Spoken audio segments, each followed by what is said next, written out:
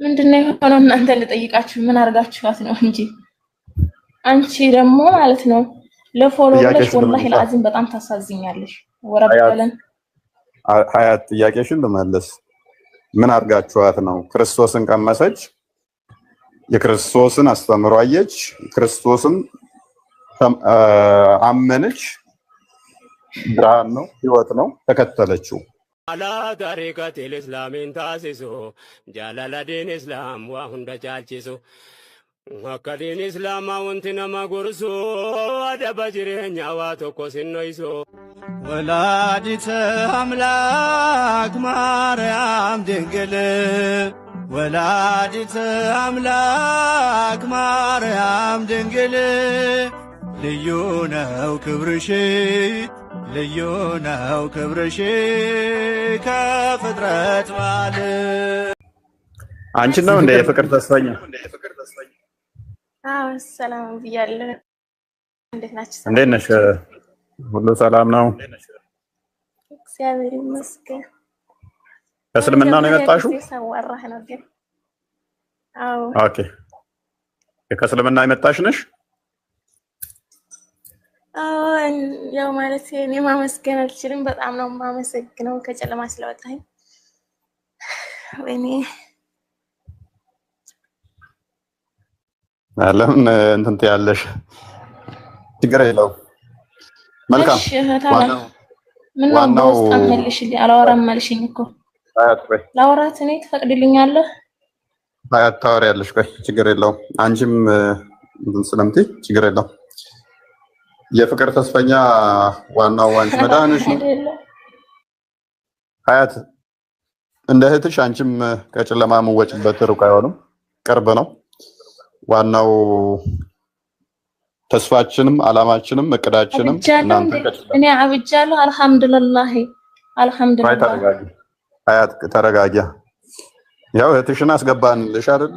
ሲጀመር እህት አብደሻል። አንቺ እኮ በቃ አብደሻል። ወላሂ ለአዚም እኔ በዚህ ማውራት ራሱ አልፈለኩም ነበር። እሷን በውስጥ አልመልስ ስልክ አላነሳ ስላለች ነው እንጂ ጥያቄ ካሉሽ እኮ አንቺም ትጠይቂያለሽ። ችግር የለውም። አንቺም እርግጠኛ ነኝ ከጨለማ ትወጫለሽ።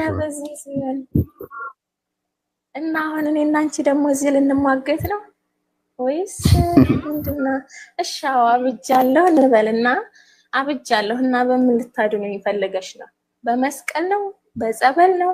ወይስ በየትኛው እምነት ልዳን? እስልምና ውስጥ በሆነ ነው። አሁን እዚህ ገብተሽ አትረብሽ። ለማንኛውም እኔ እና አንቺ ዝም እንማገትበት አይደለም። ለማንኛውም ሰላም ብዬሻለሁ እህቴ። ብቻ በነገራችን ላይ ብታስተምሩልኝ ደስ ይለኛል። ታላሽ እህቴ ነኝ። ኦኬ ታናሽሽ ነች? ታናሽሽ ወኔ ታናሽሽ ነች? ትማራለች። ታናሽ እኔ መልካም ኔታንሽና ወሪምስ ምንድነው?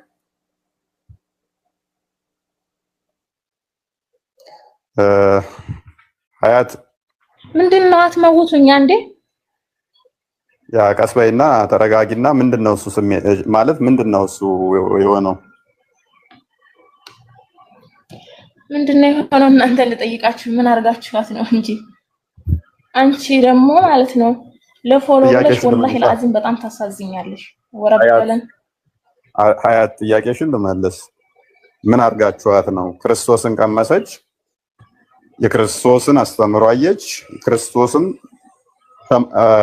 አመነች፣ ብርሃን ነው ህይወት ነው ተከተለችው። የመሐመድን አስተምሮ ያሳለፈችበትን ዘመን አሰበች፣ ጨለማ ነው ሴጣናዊ ነው፣ ጥላ ወጣች። ስለዚህ ምንድን ያቀምሳችኋት? ክርስቶስን ነው ሲጀመር ወላሂ ወላሂ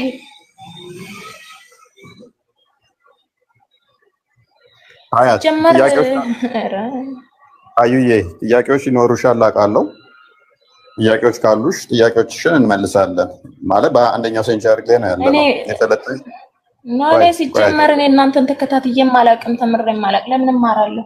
አልሐምዱሊላህ ረብል ዓለሚን የለቀኝን እኔ ያውቃለሁ። ስለዚህ አሁን በጣም ተሳዝኛለሽ ወላሂ። ተቻልሽ በውስጥ ምን እናግዝሽ? እሺ እኔ ነው ታግዙኝ እናንተ ለእናንተ አላህ ሀዲያ ይስጣችሁ። ዱአ ሀዲያ ማለት ሀዲያ ደቡብ ውስጥ ያለውን ሀገር ነው። ጥያቄ ካለሽ ጠይቂኝ። ጥያቄ ካለሽ ጠይቂኝ አሊያም እንጠይቅሽ። እሺ እንድንድን እሺ ጥያቄ እንጠይቅሽና መልሽልን። እሺ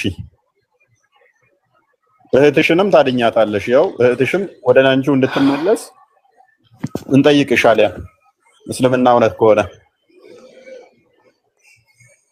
እውነት ነው። አልሐምዱሊላህ እናንተ በምትሉት ወንድ ልጅ አናመልክም። እናውቃለን። አላህ ወንዳገረድ ነው ማለት ነው። ምክንያቱም ጺም አልባ ሆኖ ለሙሐመድ ተገልጦለታል። ጥያቄያችን እሱ ስላልሆነ ተረጋጊና እህታችን ተረጋግተሽ ጥያቄ ካለሽ ጠይቂን፣ አሊያም እንጠይቅሽ፣ አሊያም በክብር ረጂ ስፔሻል አረኔ ወርዳለሁ ማለት ጥያቄ የሚያውቁትን አትጠይቅም። እነሆ እሱ ጋገራም እንደ እንትን ካለ እውቀቱ ካለ ነው። እዚህ ጋር የማያውቁ ልጆች በውሸት እንትን እያልኩ እያከፈርክ አንቺ ደግሞ በውስጥ አውሪኝ። መልካም ታወራሻለህ። በቃ እኔ ተባበርሻለሁ። በውስጥ ስለ ክርስቶስ ጌትነት አምላክነት ትሰብክሻለሽ። እንደዛ አይደለም። ከቻልሽ ማለት ብትማር ደስ ይለኛል። ባታወርዷት እኔ ወርዳለሁ፣ እሷም ባታወርዷት ራሳት አልወረደች ባታወርዷት ደስ ይለኛል። እና ደግሞ ያው እኔ ማለት መናገር አልችልም። በጣም የማመሰግነው እፎይ ከታችም ሆኜ ቢሆን ተረድቼ ወደ ብርሃኑ መጥቻለሁኝ። ስታስተምር ምናምን እንደዚህ ስታስተምር ከታች እየሆንኩ እያዳምጣለሁ። እኔ ጥያቄ እንኳን ጠይቄ አላውቅም።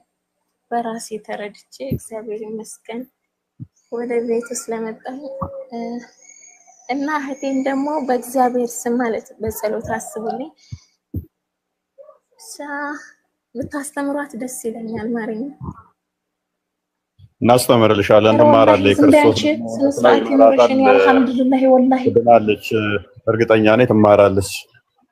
አሁን ለህዝዋን ነው አያት ለህዝዋን ነው አሁን የምንልህ ነው ትማራለች። አሁን በኋላ ሁሉም ሲጀምሩ እንደዚህ ነው። መጀመሪያ ጊዜ ላይ ያላግጣሉ፣ ያሾርፋሉ ምናምን ነገር ከጊዜ በኋላ ነው ሲጀመር። እናንተ አንቺ ደግሞ ማለት ነው ወላሂ ለፎሎ ብለሽ ከሆነ ታሳዝኛለሽ። ወረበል ተባን አስተግፍሩላህ። እሺ ለማንኛውም ሰላም ዋላችሁ። ለማንኛውም ሜቢ በቃ ማለት ለፎሎ ምናምን ነው። እሱ ሲገባሽ ትመጫለሽ አልኩሽ እኮ። ስለ እስልምናሽ የሚያስተምራሉ፣ ስለ ክርስትና ሚዩት አድርጋችኋት ከሆነ ነው ሚዩት ያደረጋችኋት።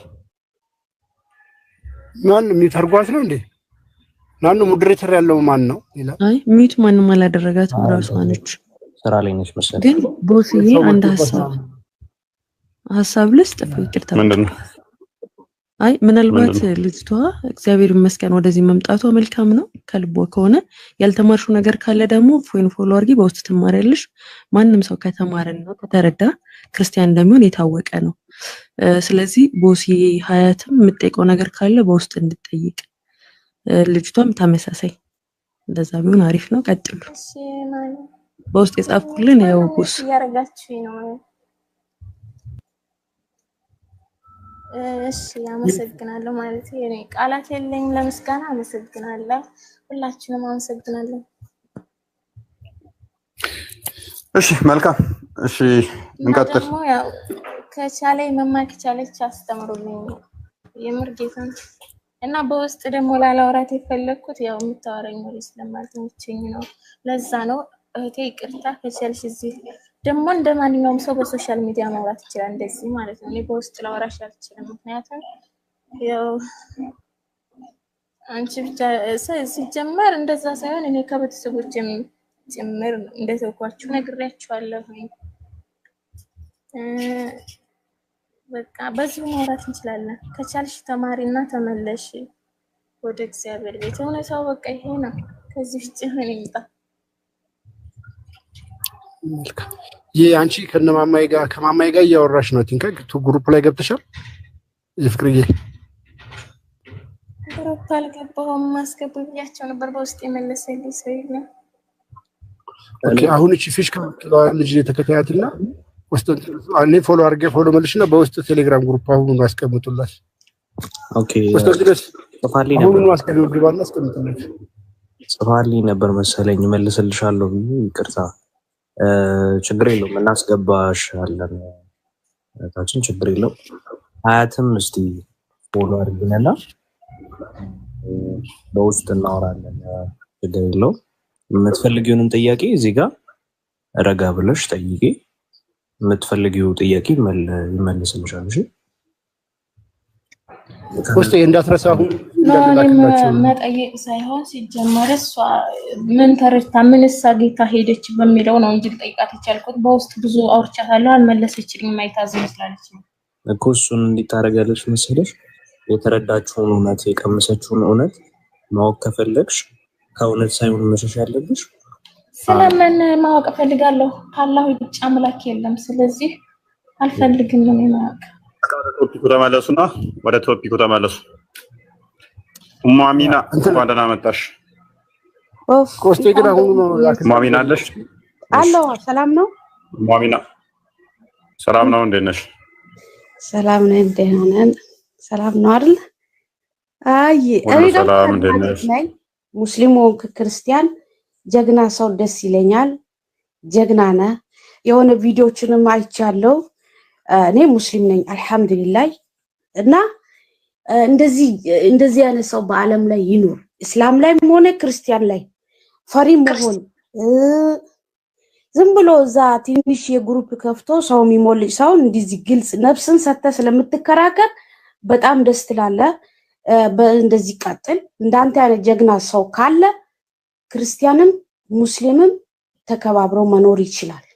ግን እንደዚህ ዝም ብሎ እዚህ ውስጥ ትንንሽ የግሩፕ እየከፈቱ ሰው የሚሞልጩ በዚህ ሳይሆን ቁርአኑም ሐዲሱንም ባይብሉንም ግልጽ ቁጭ አድርጎ እንዳንተና እንደ ሁሱ መኖራችሁ ደስ ይለኛል። ቀጥሉ። እንደዚህ አትፍራ። እኔ ብሞት አልክ የሆነ ቪዲዮ አይቻለሁ። እኔ ብሞት እንደኔ እፎይ መቶ እፎይ ይመጣል ስላልክ ደስ የሚል ቪዲዮ አዳምጫለሁ። መሞት አንዴ ነው፣ ህይወት አንድ ነች። ለምን ድንጋይ የሚያመልክም መኖር ይችላል። ዓለም ሰፊ ነች ለሰው ልጅ።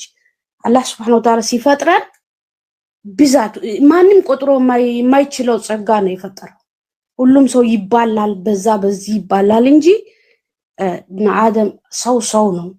ከአፈር ነው የተፈጠረው በእናንተም በእኛም። ግን እውነቷን አላህ ያወጣል።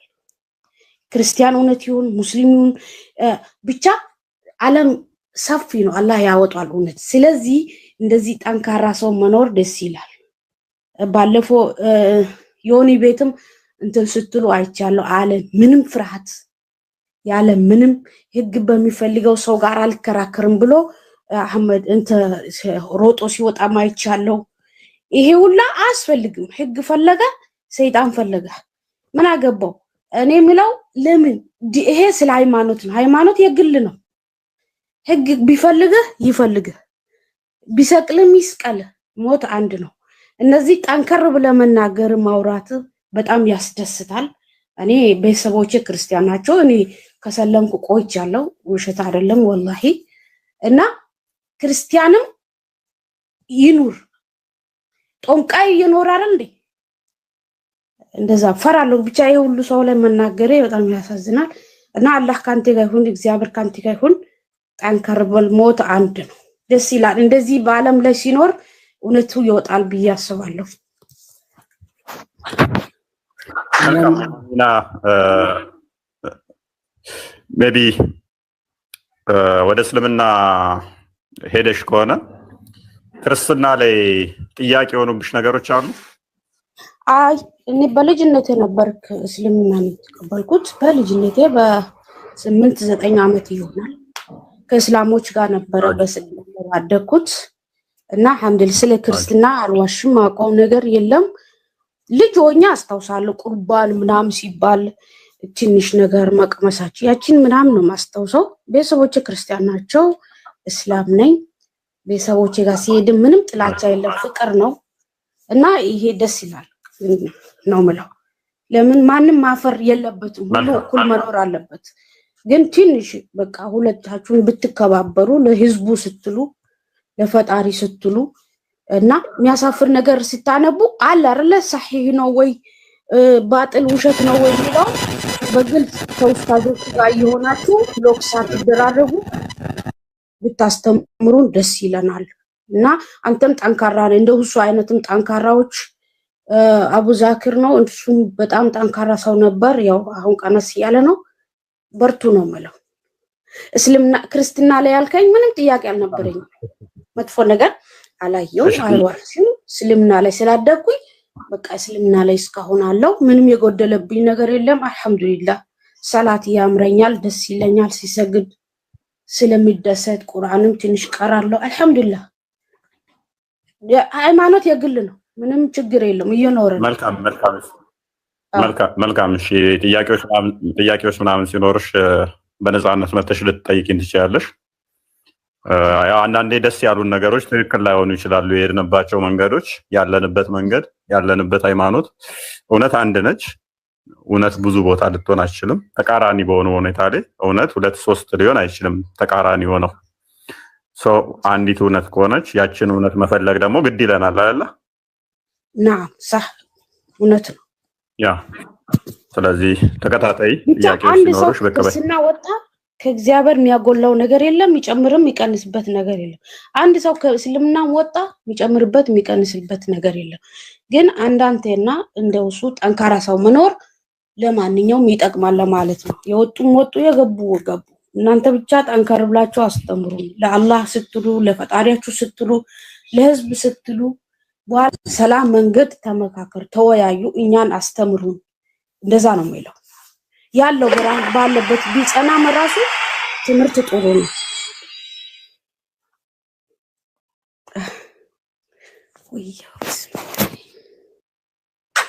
እሺ እህታችን እናመሰግናለን። ያው እንደምታወቀው ያው ትንሽኛ ጋር ነው ትንሽ ጫና የሚኖረው እንጂ የኛዎቹ ከላይ ገደል ይፈለጥ ይቆረጥ ብለን አናባረርም። እና እንደዛ ነው። ብቻ ጥያቄው ሲኖርሽ በቀበይ አይ ቲንክ አቡ ሁቢያ ነው የሚለው ወይንም ዘዲን ማንኛው ነው እሱና አንተ ስትከራከሩ ማየት የዓለም የሁላችን ጉጉት ነው። ኢንሻአላህ እንደምንም ተፈላልጋችሁ ባካችሁ ተወዳደሩ። እምቢ አለ ወይ እሱም ቢያለ እያየን ነበረ። እምቢ አትባባሉ። ባይሆን በሌላ ሰው ቤት ቢሆን እንኳን ተመካከሩ። ኢንሻአላህ ተከራከሩ። ያምራል፣ ደስ ይላል። ቀጥሉበት፣ ይመቻችሁ። ማሰላም ለማን እድሜ እስጥ ከክፉ አላህ ይጠብቅ። በቃ እግዚአብሔር ይጠብቅ። እሺ አሜን ነው። ጠንካራ ማለት እንደዚህ ነው። ሞት አንዴ ነው። ማሰላም እሺ በርቺ። እግዚአብሔር ይርዳሽ። እውነትን በደንብ ይግለጽልሽ። ክርስቶስ ፍቅር ነው፣ ህይወት ነው። እሱን የምትከታይበትና ደግሞ እንደዚህ ፍቅር እንደሆንሽ ይበልጥ ሰላሜን ሰጣችኋለሁ እኔ ቸር ቅን ነኝ ያለውን አምላክ የምትከታይበትን እንዲያደርግሽ ክርስቶስን እንድቀምሹ ያ ሕፃን ሆኜ ቆርቤ ነበር ያልሹ ያ ይጠራል። ባይዘይ ያ ፍቅር እንዲሁ የሚተው አይደለም። አንድ ቀን ይመልስሻል ብዬ ተስፋ አደርጋለሁ። ትመጫለሽ። በሕፃንነት ሳታውቂ የወጣሽውን ያንን ክርስቶስን ደግሞ ታገኝ። ወላሂ ኢየሱስ ሰው እንደሆነ በመማሬ ነው አሁን መመለስ እምቢ አልኩኝ። መመለስ ይችላልው እንዳልኩ ሃይማኖት የግል ነው፣ ማንም አይከለክለኝም። ግን ኢየሱስ ሰው ነው ብሎ በብዙ ቦታ ስለሚያወራ ኢየሱስ ማምለክ በዛ ምክንያት ነው ተውኩት። እኛው መሐመድ አናመልክ ነብያትን አናመልክ። እሱን ላስረዳሽ። ፈቃደኛ ነሽ? ፈቃደኛ ነኝ። አረኒ መልካም። ክርስቶስ ምን ብለን እናምናለን መሰለሽ? በስጋ የተገለጠ አምላክ ነው ብለን እናምናለን። በስጋ የተገለጠ አምላክ ነው ስንል ፍጹም አምላክ የሆነው የኔንና ያንቺን የባሪያው መልክ ይዞ በስጋ ተገለጠ። ያ ክርስቶስ አምላክም ነው ሰውም ነው። ልብ በይ፣ አምላክም ነው ሰውም ነው። አስቀድሞ ሁሉን የፈጠረ ነው። አምላክ ብቻ ነበረ። ያ አምላክ ብቻ የነበረው ግን በስጋ ተገለጠና ፍጹም ሰው ተባለ። ያ የሚታዩ ያ ኢየሱስ የተባለው እንደኔና እንዳንቺ ዝም ብሎ ፍጡር አይደለም። ከእናትና ከአባታችን የጀመረ ብቻ ሳይሆን በመለኮቱ አስቀድሞ የነበረ ሁሉን የፈጠረ ያ የተዋሃደውን ስጋውን ፈጥሮ ራሱ የተዋሃደው ነው። ለምሳሌ ልግለጽልሽ። እጅሽን ፀሐይ ላይ እንደዚህ ብትዘረጊ ፀሐዩ እጅሽ ላይ ይገለጣል አይደለ? ፀሐይ መጨበጥ ትችያለሽ በእጅሽ እንደዚህ ስለ አጨብጭም ፀሐይን አይደለ? ፀሐይ የሚጨበጥ አይደለም፣ ብርሃን ነው።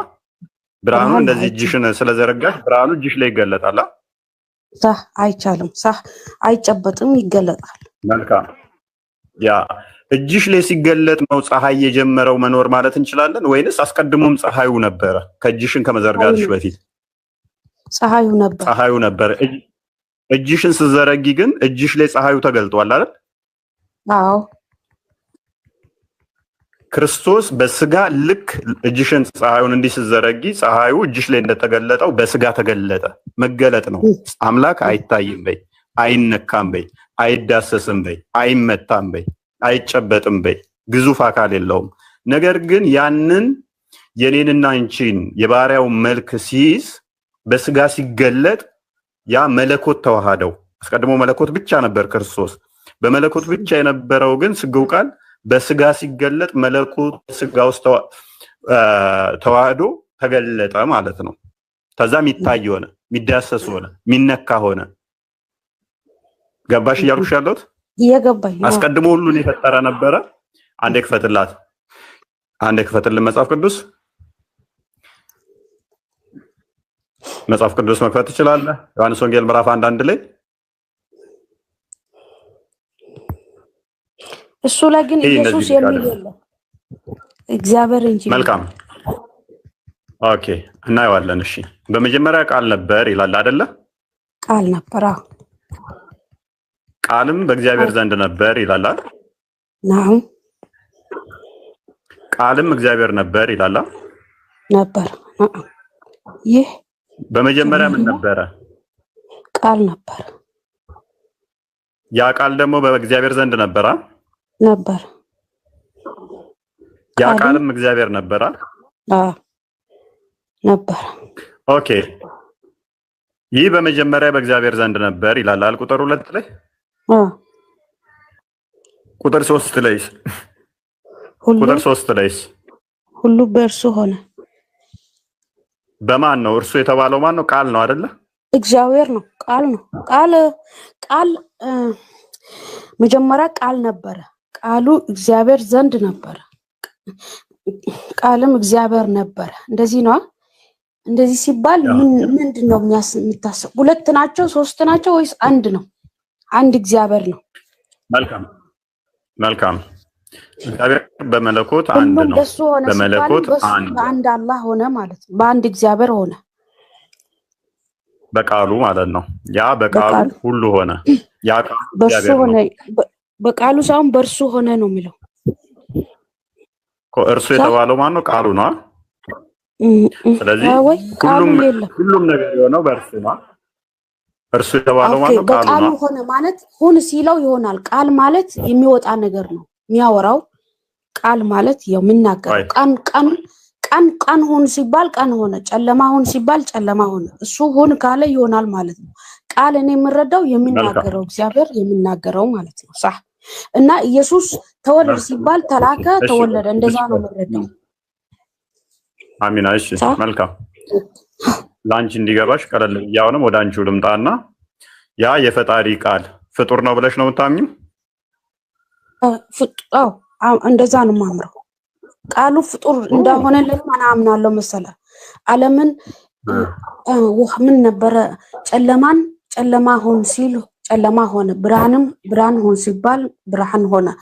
ሁሉም ነገር በቃሉ ሁን ሲል ስለሚሆን ስለዚህ ቃሉ አሚና። ስለዚህ አላህ ቃሉ ፍጡር ከሆነ ቃሉን ከመፍጠሩ በፊት አላህ ቃል የለውም ማለት ነው። ቃሉ በቃል ሁሉም ነገር ይሰራል ነው።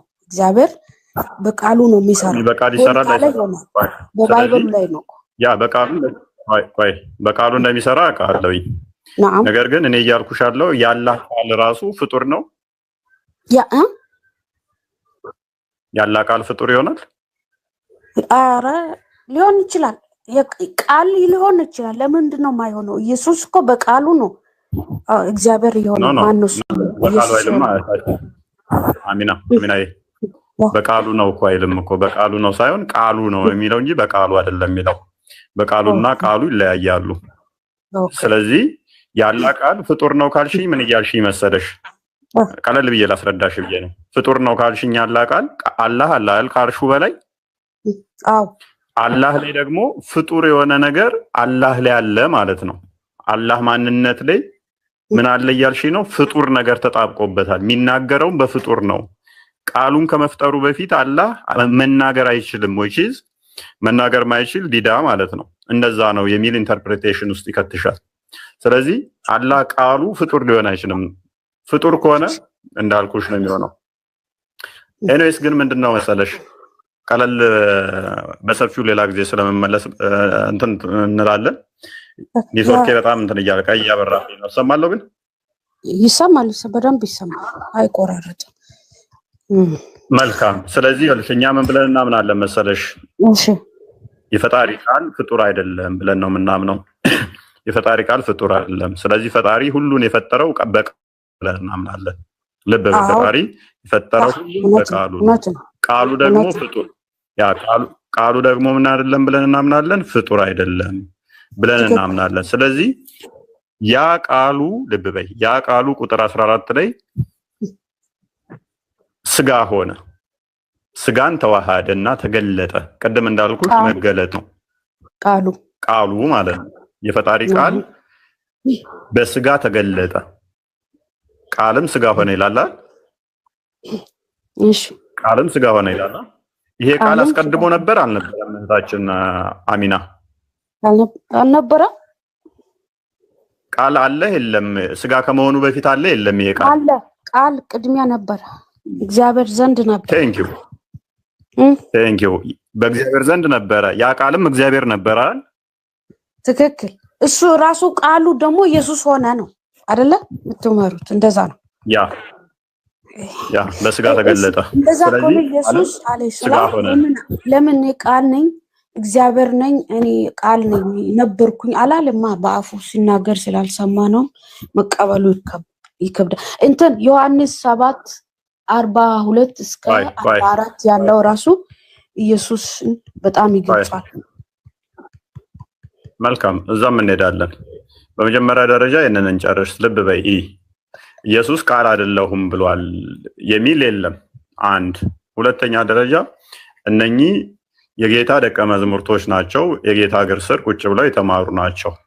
ስለዚህ ቃል ስጋ ሆነ ተብሎ የተነገረው ለኢየሱስ ነው።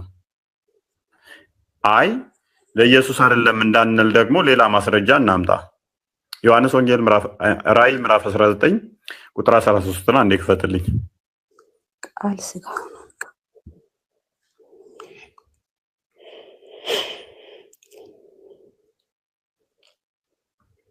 ቁጥር 13 ላይ እሺ፣ ቁጥር 12 ምን ይላል? 13ቱ ነው የሚታየኝ። እሺ፣ አይኖቹ እንደ እሳት ነበልባል ናቸው፣ በራሱ ላይም ብዙ ዘውዶች አሉ። ከራሱም በቀር አንድስ እንኳን የማያውቀው የተጻፈ ስም አለው። በደም የተረጨ ክርስቶስ ለኛ እንደተሰቀለ እንደሞተ እናምናለን። እኛ በደም ቤዛ እንደሆነን እናምናለን።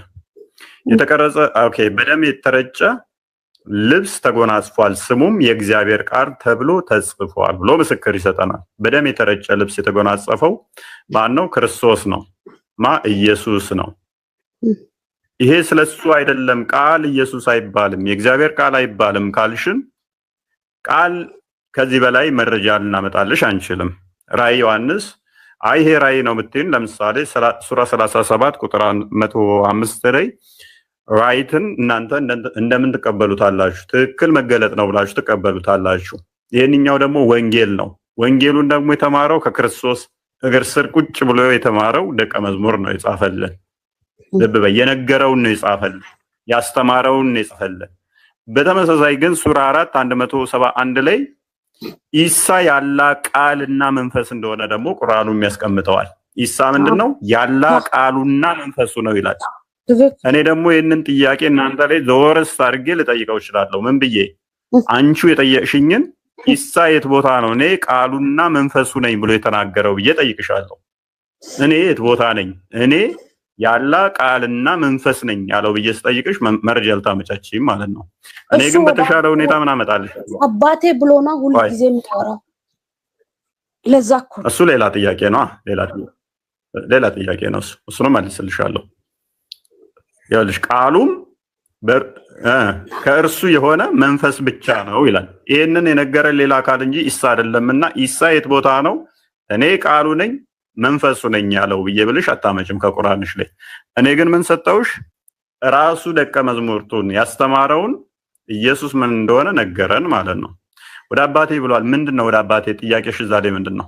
ሜቢ የኛው ላይ እያልኩሽ ያለሁት ሜቢ ግልጽ ነው እዚህ ጋር ግን? አዎ ግልጽ ነው። ቃል ያው ቃል ኢየሱስ ሆነ ነው። በቃ ቃል ስጋ ሆኖ ተገለጠ ብላችሁ እንደምታምኑ አስረዳኸኝ፣ ተረዳሁት። ያ ማለት ምን ማለት ነው? ያ ኢየሱስ አስቀድሞ ስጋ እኔ እንደተረዳው ቃል ስጋ ሆነ ሲባል ቃሉ ሁን ስላለ ሆነ እንጂ ኢየሱስ እግዚአብሔር ቃል ሆነ፣ ቃሉ ደግሞ ኢየሱስ ሆነ ነው። ኢየሱስ ሚል እዚህ ላይ አልነበረም። ስለዚህ መረዳው ነው ኢየሱስ ሌላ ነው፣ ይሄ እግዚአብሔርም ሌላ ነው። እግዚአብሔር የነበረ ነው፣ ኢየሱስ ግን የተላከ ቃል ነው ብዬ ነው። አሚና ቃልም ስጋ ሆነ ሲል ቃል ወደ ስጋነት ተለወጠ ማለት አይደለም። ልብ በይ፣ መለወጥ ሳይሆን ወይንም ደግሞ የሆነ ስጋ ብቻ ሆነ ቃል የለውም ማለት አይደለም። ያ ቃሉ ምን ሆነ መሰለሽ?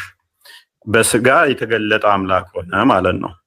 መለኮት የተዋሃደው ሆነ። ያ ስጋው ምንድነው? መለኮት የተዋሃደው። ስለዚህ እንዳንቺ ስጋን ይዟል፣ እንዳንቺ ግን አንድ ስጋን ይዟል። ነገር ግን ያ ቃል ያ እንትን ደግሞ ምንድነው? እሱ መለኮት የተዋሃደው ነው። ምንድነው ያልሽው? አንድ ጥያቄዎች መለኮት የተዋሃደው። እሺ ማለት እኔ እምቢ አልልም፣ ይሄን እቀበለዋለሁ። ኦኬ።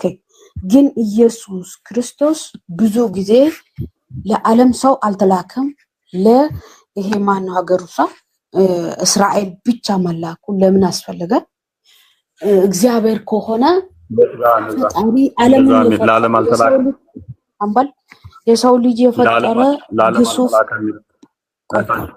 ለዓለም ሰው ለእስራኤል ራሱ ነው ለእስራኤል የተላከው የሚያስተውቀው አይደለ? አንድ ይሄ ነው።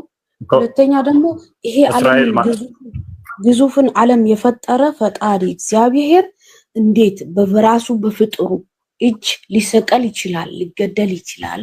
ይሄንን በፍጹም የሚቀበለው ነገር አይደለም። ይቅርታ ግን ወንድሜ አንተ ጠንካራ እንኳን በኔ ንግግርና በነዩሱም አትናደድም። እንዳትናደድ እድሜ ይስጣልህ ኢንሻአላህ።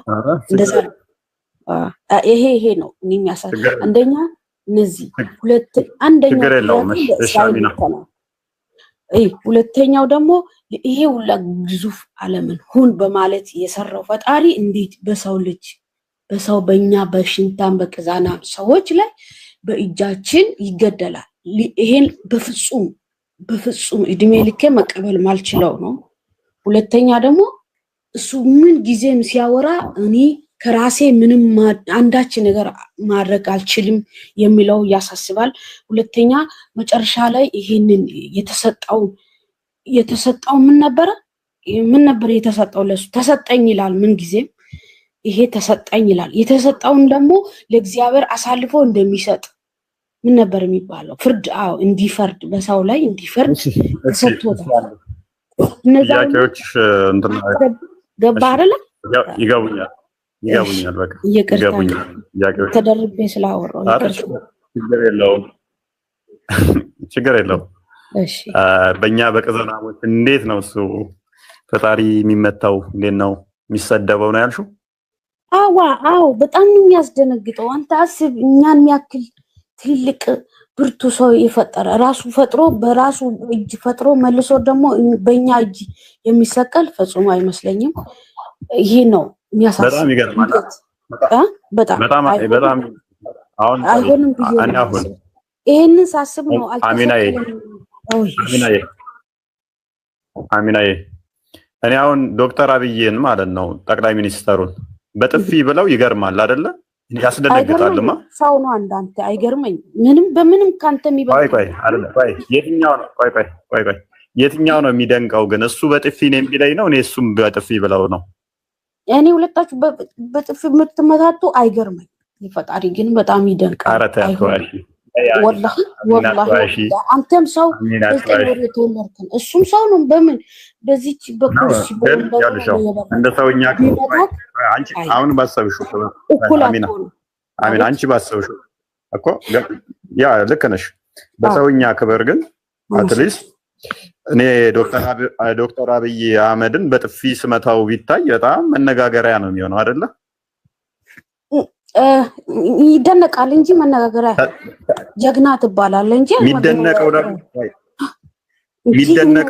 እኔ ጀግና የሚደነቀውና ጀግንነቱ እንትን የሚባለው ግን ዶክተር አብይ በሚሰጠኝ ምላሽ ነው። እኔ በጥፊ መትቸው እሱ እኔ ነቅፍ አድርጎ ምን አስቀይሜህ ነው ብሎ ሳም ቢያደርገኝ እሱ ነው የሚመሰገነው ይበልጥ እኔ ነኝ። በዚህ አታመሳሰል። ፈጣሪ ድንቅ ነው። በዚህ ማመሳሰል አንችልም። ለምን እናንተ ሁለታችሁ ሰው ናችሁ።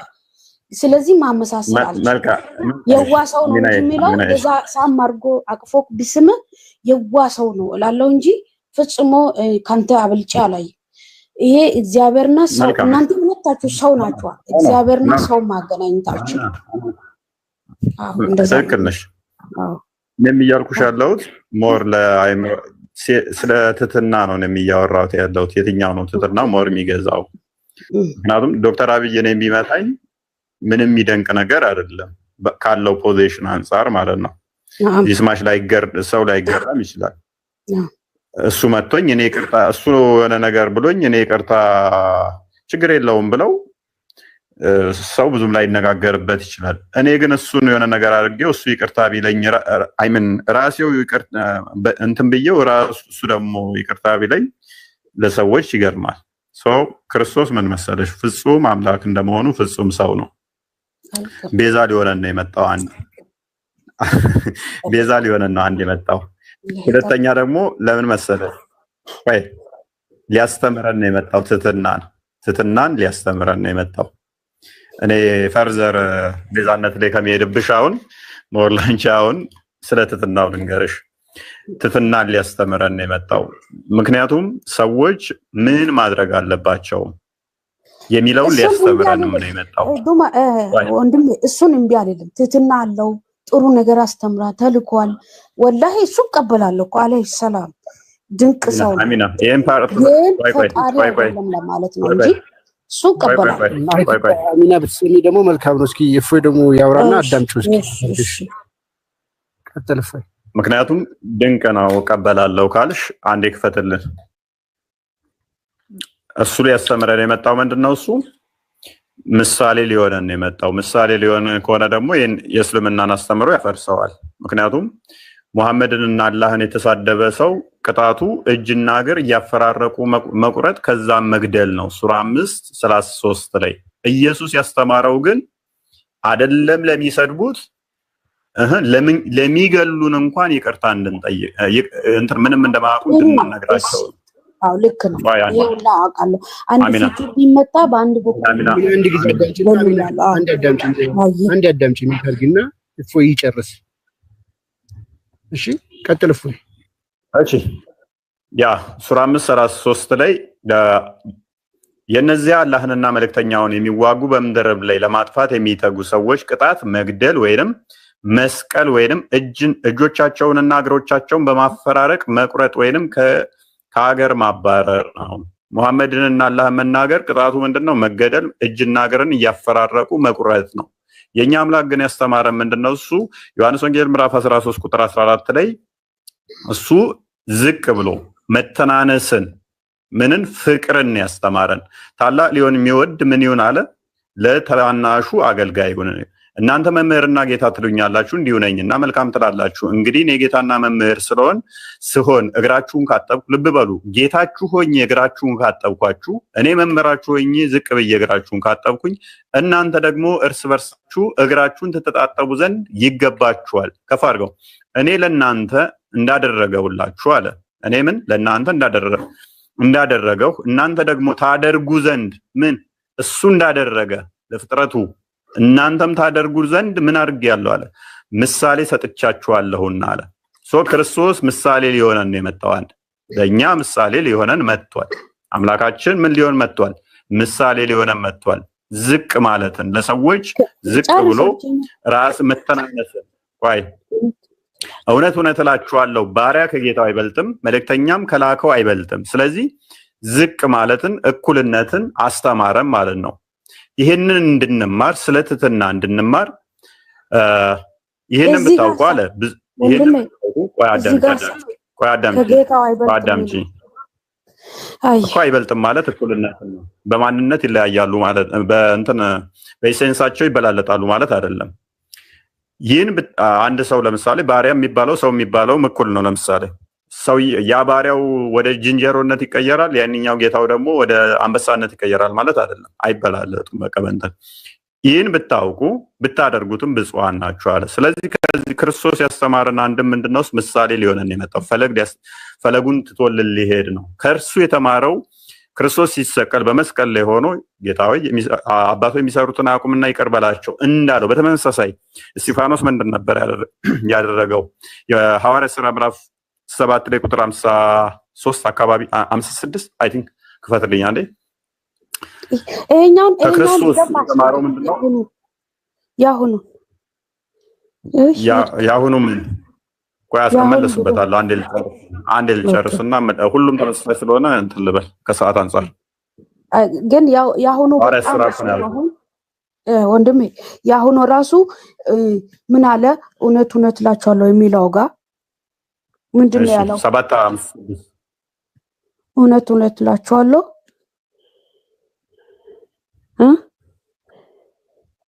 እሺ እንመልሳለን አንዴ። ኦኬ እስጢፋኖስም ልብ በይ። እስጢፋኖስም ጌታ ኢየሱስ ሆይ ነፍሴን ተቀበል ብሎ ሲጣራ ይወግሩት ነበረ። ተንበርክኮም ነፍስን መቀበል የሚችለው አንድ አምላክ ብቻ ነው፣ ክርስቶስ ብቻ ነው። እስጢፋኖስም ጌታ ኢየሱስ ሆይ ነፍሴን ተቀበል ብሎ ሲጣራ ይወግሩት ነበር። ተንበርክኮም ጌታ ሆይ ይህን ኃጢአታቸውን አትቁጠርባቸው ብሎ በታላቅ ድምፅ ጮኸ።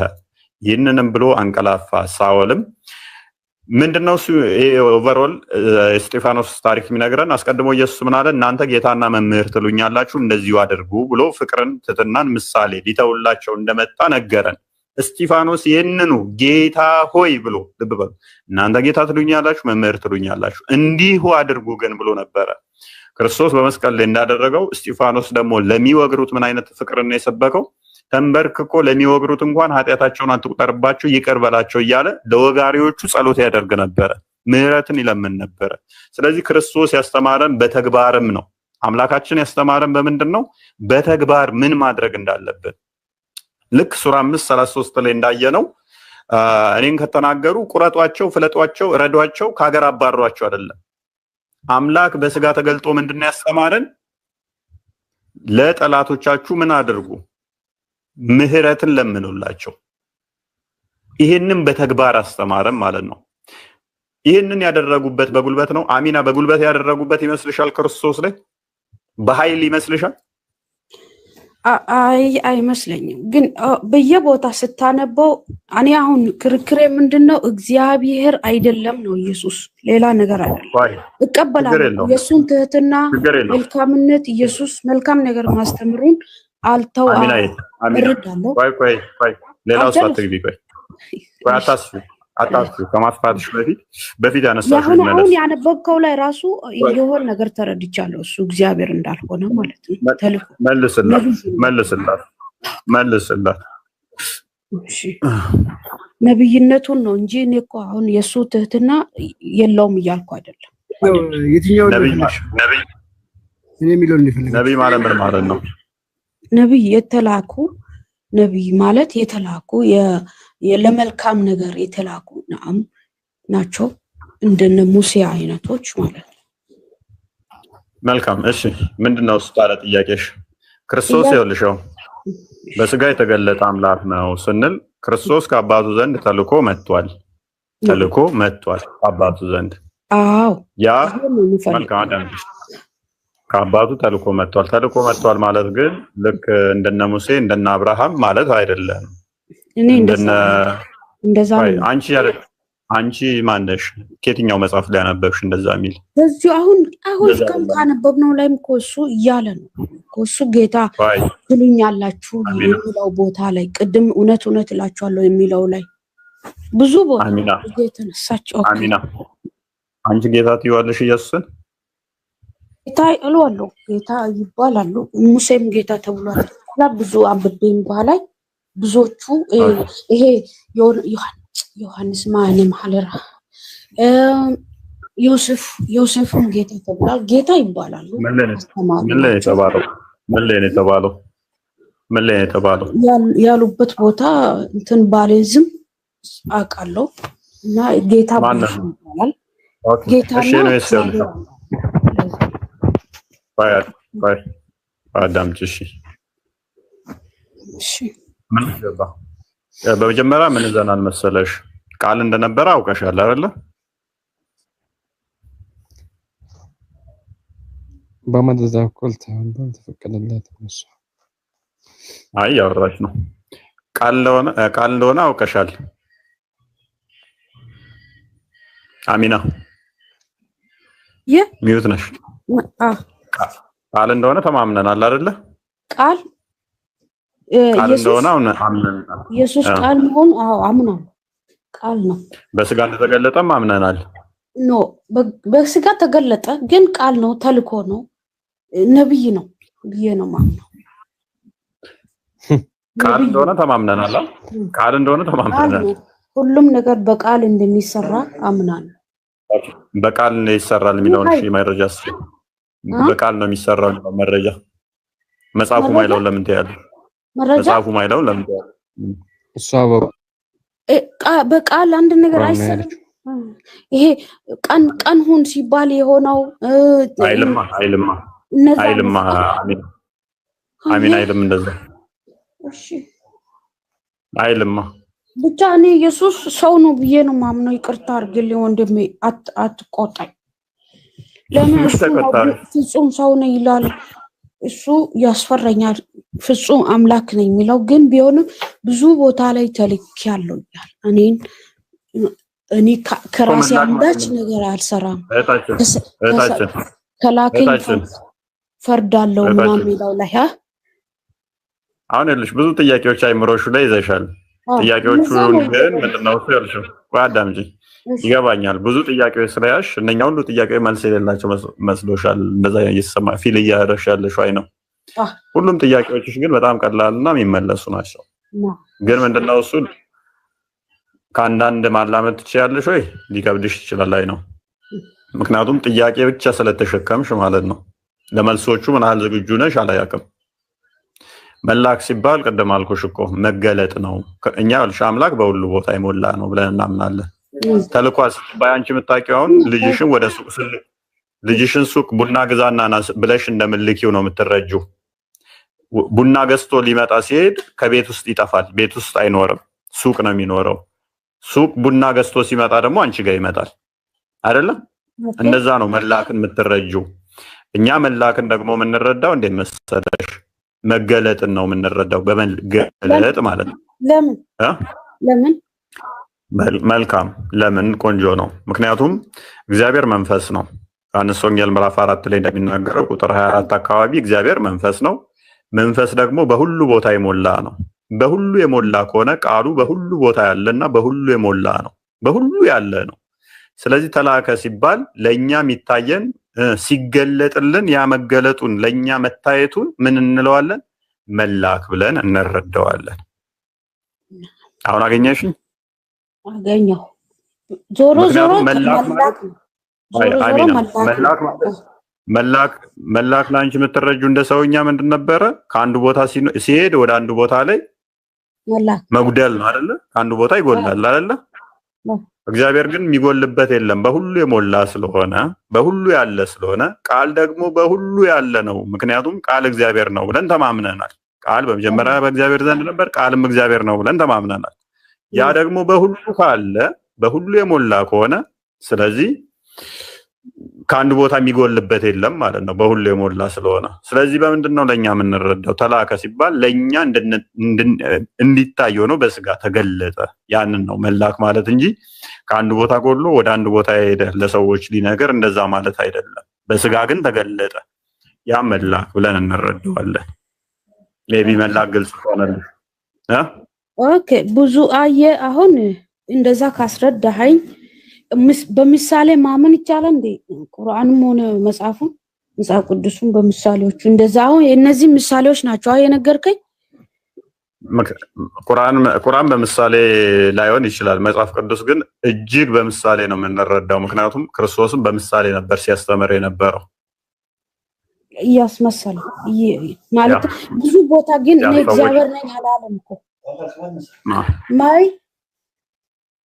እኔ እግዚአብሔር ነኝ አላለም ብዙ ቦታ አሚና እኔ እግዚአብሔር ነኝ አልኩሽ ታመልኪኛለሽ አላመልክም ለምን አታመልኪኝም አልኩኝ ይሄው ለምንድነው ማላመልከው መጽሐፍ ቅዱስ ላይ ቁርአን ላይ ያንተ ስም ከሌለ እንዴት አመልካለሁ መጽሐፍ ጽፋለሁ በቃ ቀላል ነው ሌላ አዲስ መጽሐፍ ጽፋለሁ ለምን ስቀያለሽ ደምሳሽ ለምን ደምሳሽ ለምሳሌ እነ ሙሴ እነ ሃሩን እነ አብርሃም እንደ ይስሐቅ ባመኑበት ማመን ነው በእነሱ ቴንክ ዩ ስለዚህ አብርሃም ለምሳሌ በአላህ አላመነም ለምን ታመልካለሽ እግዚአብሔር ያምናል በአንድ አላህ በአንድ እግዚአብሔር በአንድ ያምናል በኢየሱስ ግን ስህተት ዘፍጥረት ምዕራፍ 18ን ክፈትላት ኦኬ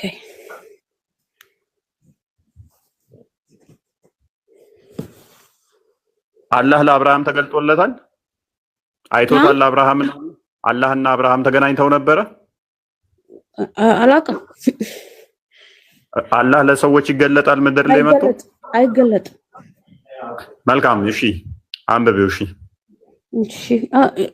እየሰራው ነው አንብቡልኝ ያዳማጥኩ ነው በቀትርም ጊዜ እርሱ በድንኳን ደጃፍ ተቀምጦ ሳለ እግዚአብሔር በመምሬ ያድባር ዛፍ ተገለጠለት አይኑንም አነሳ እነሆ 3 ሰዎች በፊቱ ቆመው አየ ባያቸውም ጊዜ ሊቀበላቸው ከድንኳኑ ደጃፍ ተነስቶ ሮጠ ወደ ምድርም ሰገደ እንዲህም አለ ማን ተገለጠለት ነው የሚለው እግዚአብሔር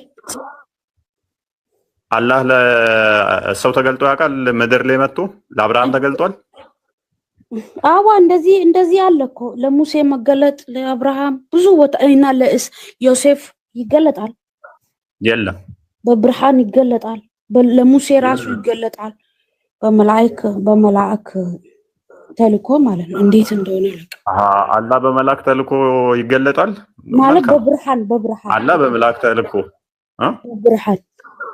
በብርሃን ማለት ግን ማንም ሰው አያየውም እሱ ማለት ነው እኔ እያልኩሽ ያለው ለአብርሃም ያው 3 ሰዎች በ3 ሰዎች አምሳል ተገልጦለታል ኦኬ እንደዛ ነው ግን ኢየሱስ ታይቷል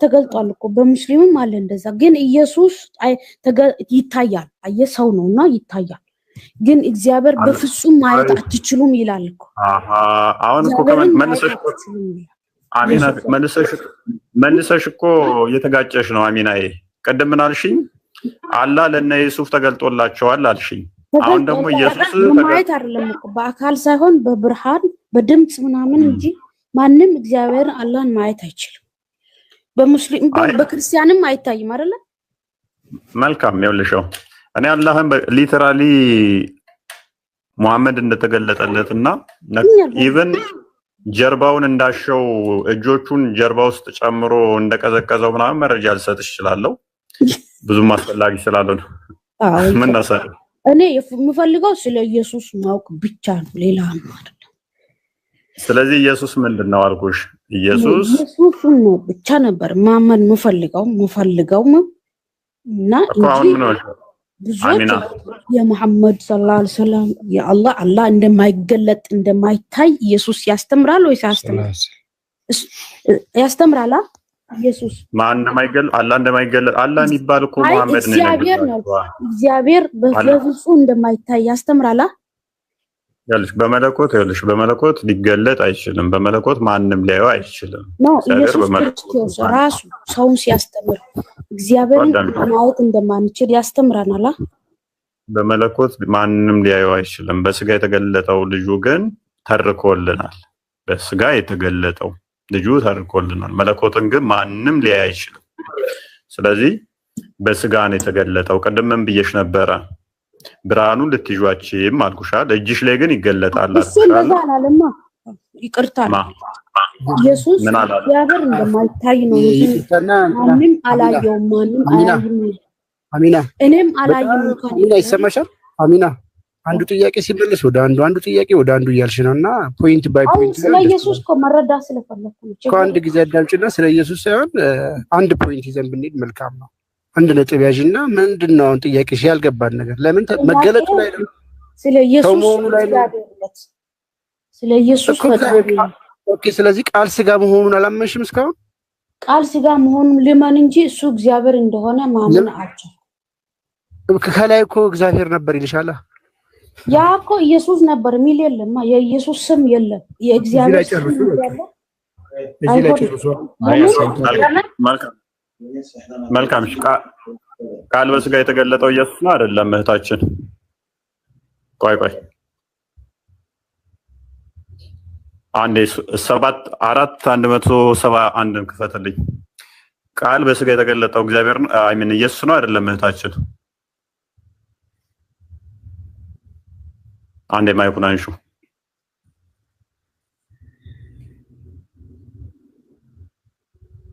አሚና ሚዩት ነሽ። ሚዩት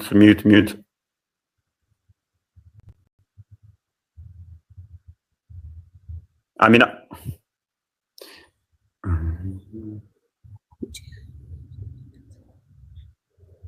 በስጋ የተገለጠው ቃል ኢየሱስ ነው አይደለም? በስጋ የተገለጠው ቃል ኢየሱስ ነው አይደለም?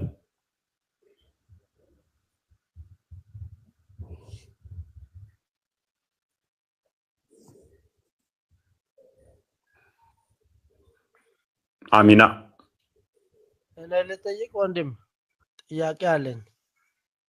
እሷ ትጨርስ ሚውተርክ ወጣች። ምክንያቱም ቁርአኗን እንዲባንክ ታደርገዋለች ማለት ነው። ለኛ ተስማሚ እኮ ነው። ቃል እግዚአብሔር አይደለም ካለችን ኢየሱስ አይደለም ራሱ እንትኑን ተፈለገች ራሱ የተናገረበት ታመጣዋለች እዚህ ጋር። ምክንያቱም ኢሳ ቃሉ ነው ይላል። ቃሉም ከእርሱ የሆነ መንፈስ ብቻ ነው ብላ ታምናለች ቁርአኗ ላይ። ኤኒዌይስ አብዱል ነስር አቤት፣ እኔ ጥያቄ አለኝ። ሚስራ ትቀድማለች መሰለኝ። ሚስራ ይሰማል? አሁን ቀደም ደንግጠሽ ነው የወጣሽው? ኖ እኔ መግባቴን አላወኩም እንጂ ቀደም እና ሳታውቂ ነበር የገባሽው? አንድ ጊዜ ጥያቄ አለኝ። እሺ ልጅቷ አልበቃ ብሎኝ ሰውየው ተጨመረበት። ቀጥሎሽ በቃ እስማችሁ ልጠይቀው። እሺ ቀጥል።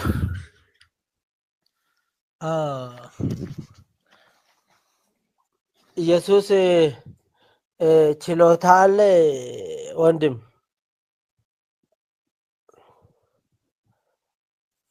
መፍጠርም ሆነ ችሎታ አለ ማለት ነው። ኢየሱስ ፈጣሪ ከሆነ ማለት ነው እንዴት ነው አልችልም ብሎ ይናገራል? ዮሐንስ 5:30 ላይ እኔ አንዳች ላደርግ አይቻለኝም፣ የሚሰማው ነው የሚፈርደው፣ ፍርዴም ቅን ነው ይላል። እንዴት ነው ፈጣሪ ከሆነ እንዴት ነው እንደዚህ ማለት የቻለው? ኦኬ ኢየሱስ ሰምቶስ እንደሚፈርድ ታምናለህ? እሺ ባጠለታ አንዴ ክፍሉን ኢየሱስ እሺ ሌሴ በአንተ አባባል ኢየሱስ ከፈጣሪ ሰምቶ በህዝብ ላይ እንዳለ እንደሚፈርድ በቂያማ ቀን ወይንም ደግሞ ፈራጅ ያንለት እሱ እንደሆነ ታምናለህ? አውቂያ በምን በቁርአን ወይ በመጽሐፍ ቅዱስ ታምናለህ ወይ ነው? በትንሳኤ ቀን ኢየሱስ እንደሚፈርድ የዛለታ ፈራጅ እንደሆነ ታምናለህ? አይ እሱ አላምንም። አይልማ እሱ እንደዚህ አይልማ። አንብበው እሺ። እኔ ከራሴ አንዳች ላደርግ አይቻልም። እንደሰማው ፈርዳለሁ፣ ፍርድም ቅን ነው። የላከኝ ፍቃድ እንጂ ፍቃዴን አይልሻም። እኛም ይሄን ነው የምናምነው። መልካም፣ ይሄንን ታምናለህ? የላከውን ፍቃድ እንደሚያደርግ ታምናለህ? አዎ፣ የላከውን ፍቃድ አዎ፣ የአባቱን ፍቃድ እንደሚሰራ አብዱል ናስር። መልካም እሺ፣ ሻዳ ዝልሃለሁ። የአባቱን ፍቃድ እንደሚሻት አምናለሁ ብሏል። የአባቱ ፍቃድ ምንድነው? እሱ ያው ፍቃዱ መስጠት ነው። ስራ ብሎ ፍቃዱን መስጠት ነው። ምንድነው የአባቱን ፍቃድ? ቃል በቃል አሳየኝ እስቲ። የአባቴ ፍቃድ ይሄ ነው የሚለውን አሳየኝ። 27 ላይ ታች አርግልኝ ትንሽ 27 ላይ እሺ 5:27 ከ26 አንብብልኝ። ለምን ከ19 አነብልህ? ለአንተ በደንብ እንዲገባ ከ19 አድርግልህ። ከ17 ከሆነማ በጣም አሪፍ ነው። እንደውም ማለት ከ17 ጀምር አንብበውና አስረዳኝ። እስልምና ነው ለእንጦሮጦስ የሚከት ክፍል ነው የጠቀስከው። ቀጥል።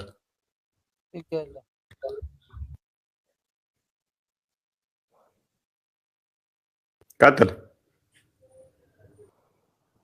አባቴ እስከ ዛሬ ይሰራል፣ እኔም ይሰራለሁ። ኖ አንብበው ሙሉን። ማን ነው የሚለው? ኢየሱስ ብለህ ጀምር። የት? አዎ አንብቡ እናንተ አንብበው፣ ራስ አንብብ። አዎ ኢየሱስ ግን አባቴ እስከ ዛሬ ይሰራል እኔም ደግሞ ይሰራለሁ ብሎ መልስላቸው። አዎ መልካም። ቆይ በፍቃዱ ይሰራል። ቆይ ዝቅ አድርገው። ኢየሱስ አባቴ እስከ ዛሬ ይሰራል እኔም ደግሞ እሰራለሁ ብሎ መለሰላቸው። አባቴ ያለው ማንን ነው?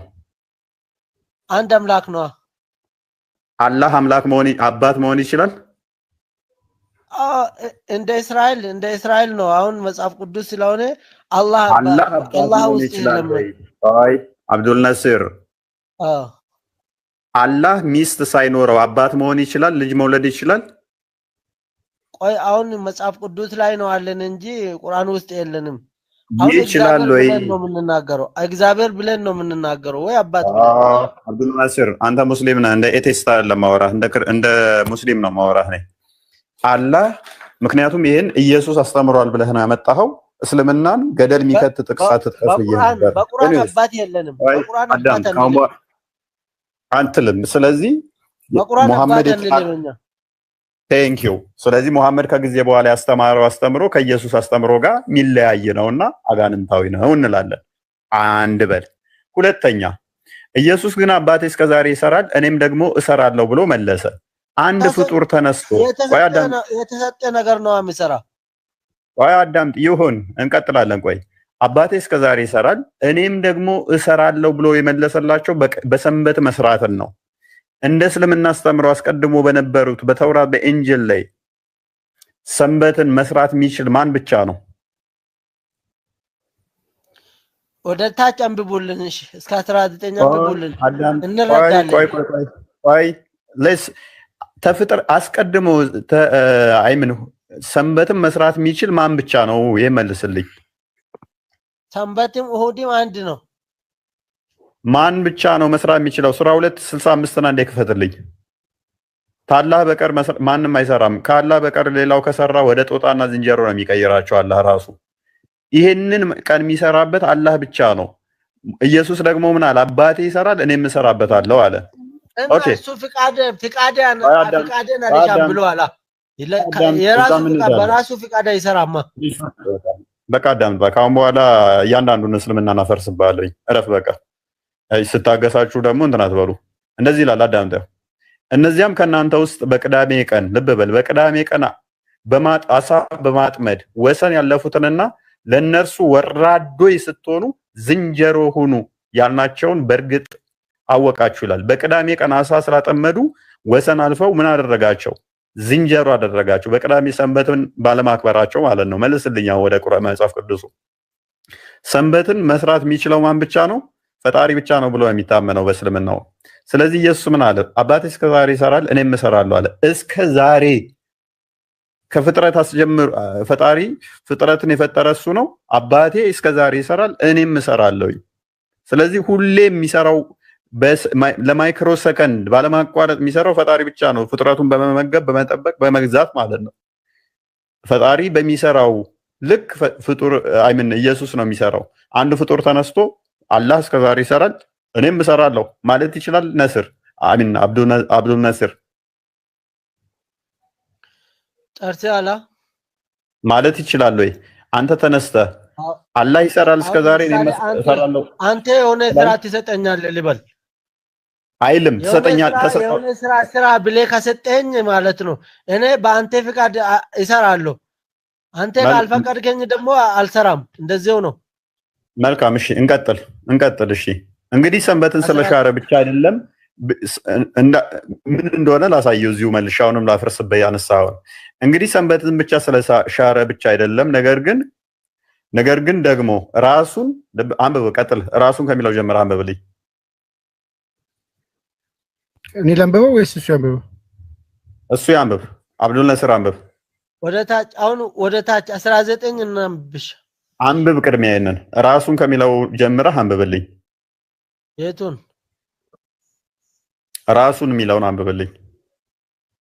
ራሱን ከእግዚአብሔር ጋር እሺ አስተካክሎ እግዚአብሔር አባቴ ነው ስላለ ስለዚህ አይሁድ ሊገድሉት። መልካም አብዱል ነስር ራሱን ከእግዚአብሔር ጋር አሳንሶ ፕሊስ ራሱን ከእግዚአብሔር አሳንሶ አባቴ ነው ያለው ወይንስ ራሱን ከእግዚአብሔር ጋር እኩል አስተካክሎ ነው አባቴ ነው ያለው? ከእግዚአብሔር ጋር አስተካክሎ ነው፣ እኩል አይደለም፣ አስተካክሎ ነው አለ። ስለዚህ ራሱን ከእግዚአብሔር ጋር ያስተካክላል ማለት ነው ኢየሱስ እና አባቴ ነው ብሎ እሱ ደግሞ ኢየሱስ ደግሞ አባቴና አባታቸው አለ። የኢየሱስ አባት የኛም አባት ነው። ታውቃለህ? አብዱል የኢየሱስ አምላክ የኛ አምላክ ነው። አምላኬና ዮሐንስ ዴቪል ማኒፌስት እያደረገብህ ነው። ተረጋጋ፣ ትጩህ፣ ሌላ ቦታ አትግባ። የጠቀስከውን ጥቅስ ራስ ያመጣውን ጥቅስ እንየው። ራሱን ከእግዚአብሔር ጋር ምን አድርጎ ነው የሚለው? አስተካክሎ ማለት እኩል አድርጎ፣ እኩል ማለት ነው። ኢየሱስ ራሱን ከማን ጋር? ከእግዚአብሔር ጋር። ፕሊስ አዳምጥ። አስተካክሎ ማለት ምን ማለት ነው? ማስተካከል ማለት ምን ማለት ነው? ማስተካከል ማለት ምን ማለት ነው? ቃሉን አትቀይር ብዬ ነው እንጂ ማስተካከል ማለት እኩል ማለት አይደለም። እሺ ቁጥር 19 ያርግለት።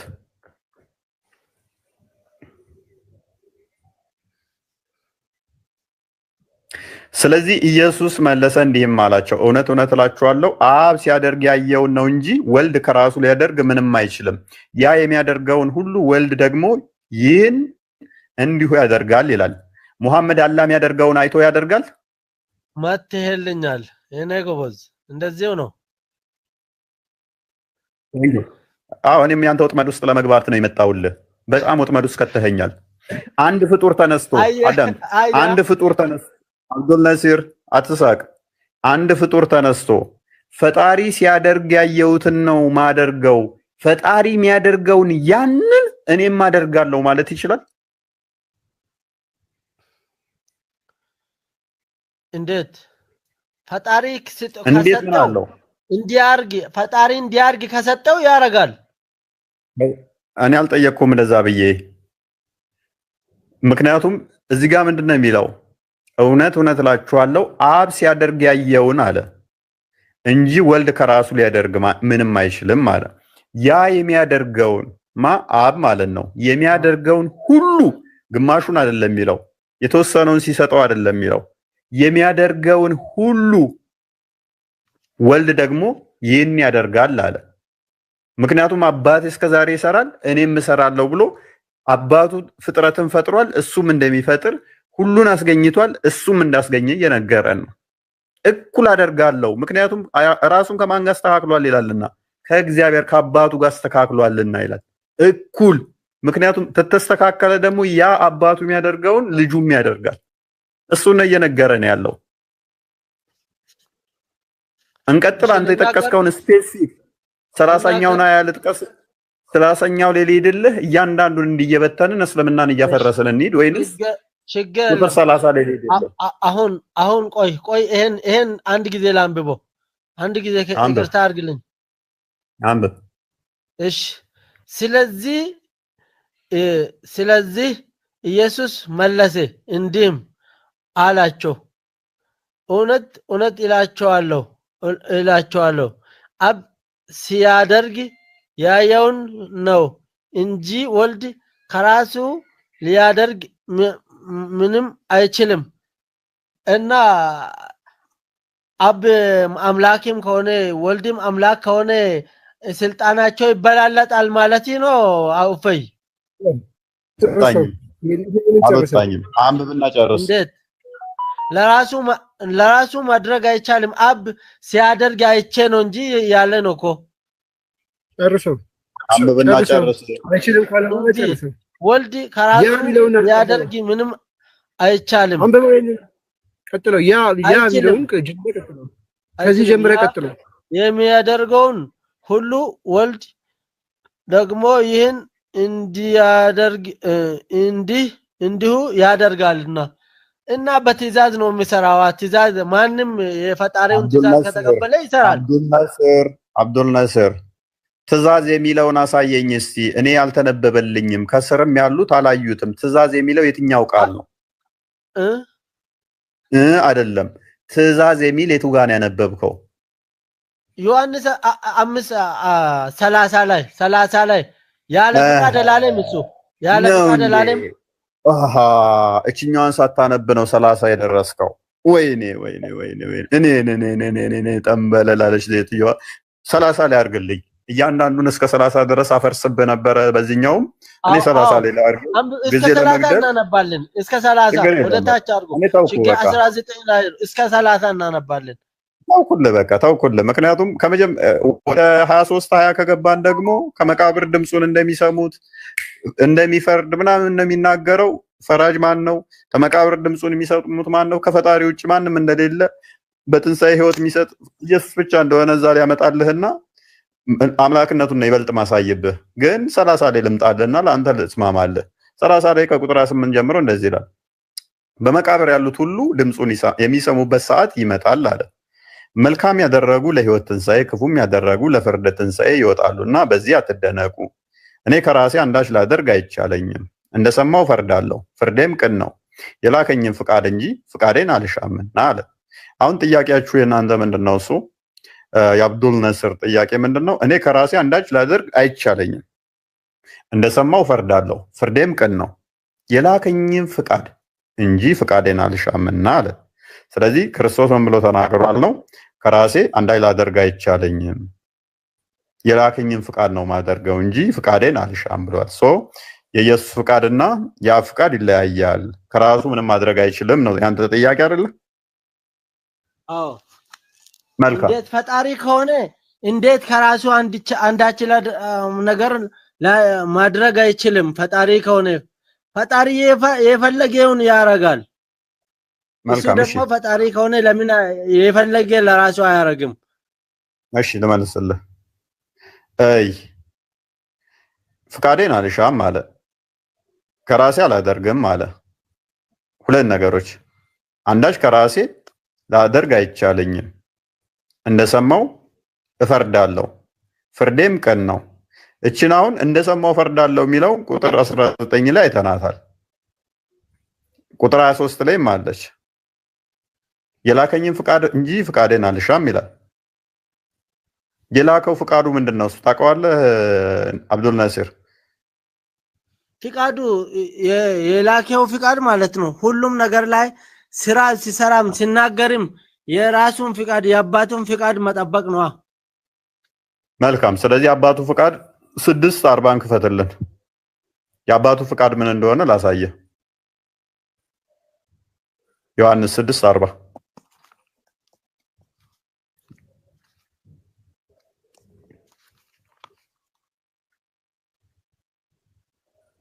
አንብበው እስቲ። 6:40 እንደዚህ ይላል።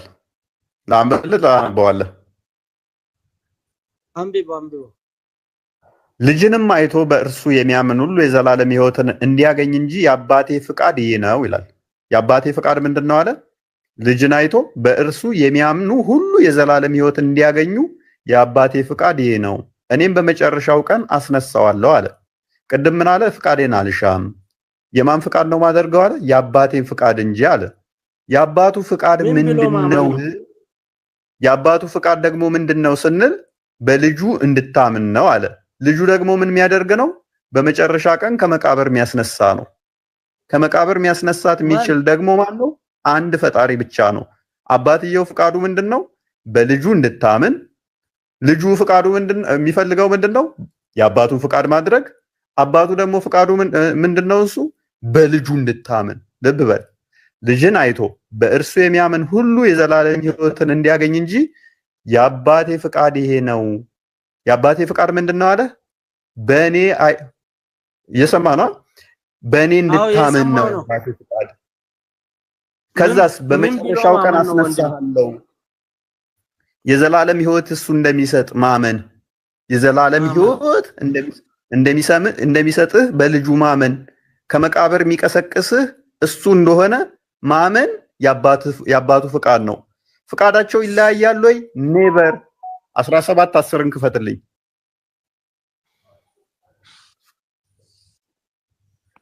ዮሐንስ 17:10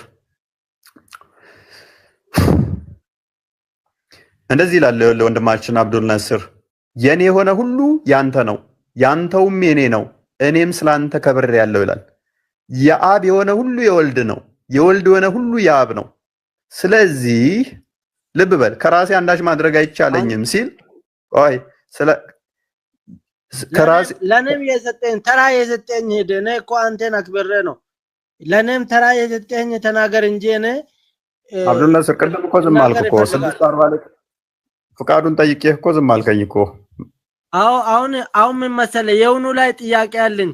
አሁን ምሳሌ አንተ በአልኮ ላይ ምን ብለን ነው ምናምነው ሲል መልስልኝ። ምን ብለን ነው? መልካም ይኸው እንዲህ ይላል። አምላክ ብለን ነው ምናምነው ወይ የተላከ መልእክተኛ ብለን ነው ምናምነው? እሺ ቁጥር 39 እንደዚህ ይላል። ቁጥር 40 ላይ እንደዚህ ይላል። ያው ልጅን አይቶ አለ። ምን ይላል መሰለ?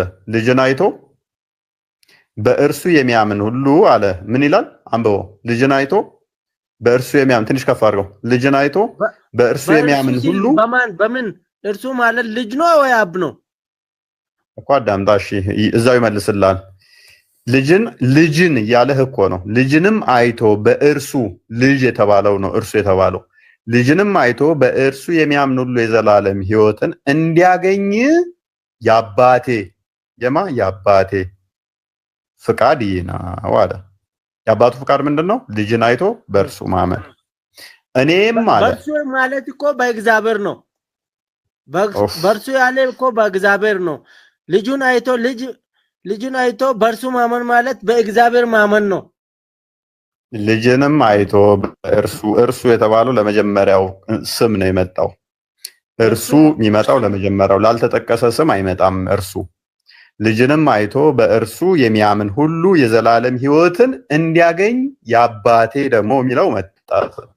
የአባቴ ፍቃድ ይህ ነው። እኔም አለ ወንድም እኔም አለ አምላክ ነው ብለሃል። እሺ አዳምጫለሁ አንድ ጊዜ። እኔም ያለው ማን ነው? እሱ ወንድማችን እኔም ያለው ማን ነው? የቱ ጋር ነው ያልከው?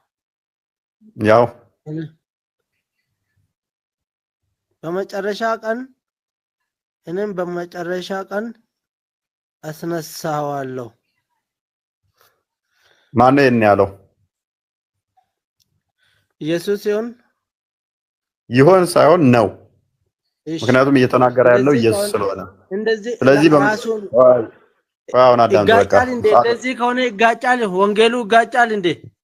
ሌላ ቦታ ደግሞ አዳምጥ አንደኛ ቆሮንቶስ ምዕራፍ 10 አዳምጥ መልሰው ቃል። ስለዚህ ምንድነው እሱ የአባቱ ፍቃድ ልጁን አይቶ ማመን ነው። ልጁም ደግሞ ከመቃብር እንደሚያስነሳ ማመን ነው። ስለዚህ ቅድምም ብያችኋለሁ የአብና የወልድ ፍቃድ ደግሞ ልዩነት የላቸውም። 17:10 እና እንደ ክፈትልኝ ወደ ቅድሙ ተመለስ።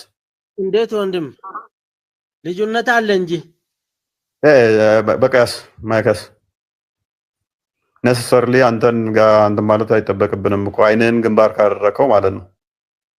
ማቴዎስ 24:36 እኮ ስለዛች ሰዓት አላቅም ይላል እኮ። ሌላ ቦታ አትሂድ።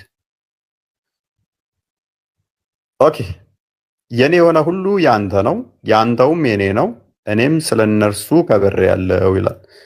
አንድ ፍጡር ተነስቶ የፈጣሪ የሆነ ሁሉ የኔ ነው ሊል አይችልም። ፍጥረት ሁሉ የፈጣሪ ነው። አንድ ፍጡር ተነስቶ ግን ሁሉ የኔ ነው ሊል አይችልም። ራሳችንም የራሳችን ስላልሆን ማለት ነው የፈጣሪ ነን። ስለዚህ ኢየሱስ ምን አለ? ያብ የሆነ ሁሉ የኔ ነው፣ የኔውም ያብ ነው አለ። እንደሰማው ነው የምፈርደው ቢል የሰማው ምንድነው? የአብን ነው አይደለ? የአብ ደግሞ የማን ነው? የወልድ ነው። 16:15 እና እንደከፈተልኝ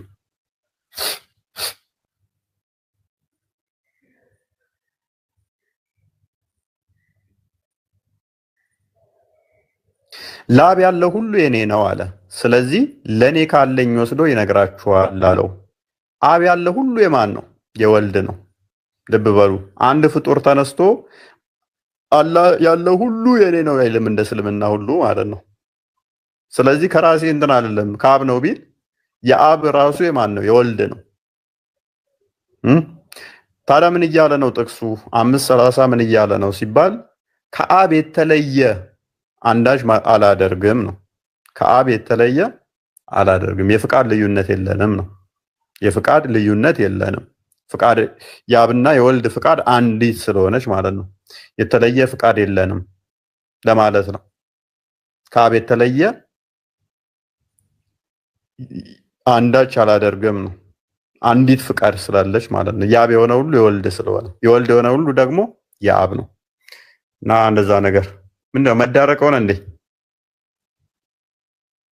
ዝገት ወደ አዛገ በጣምና አሪፍ ትምህርት ይተማር ነበረ። አንደኛ ቆርጦስ ምናምን ማለት አልጀመረም እንዴ? ዝገት አደረገው እና እስኪ ደግሞ እንጠይቃቸው። ቶፒካችን ደግሞ ላይ እንግባ ደግሞ አሁን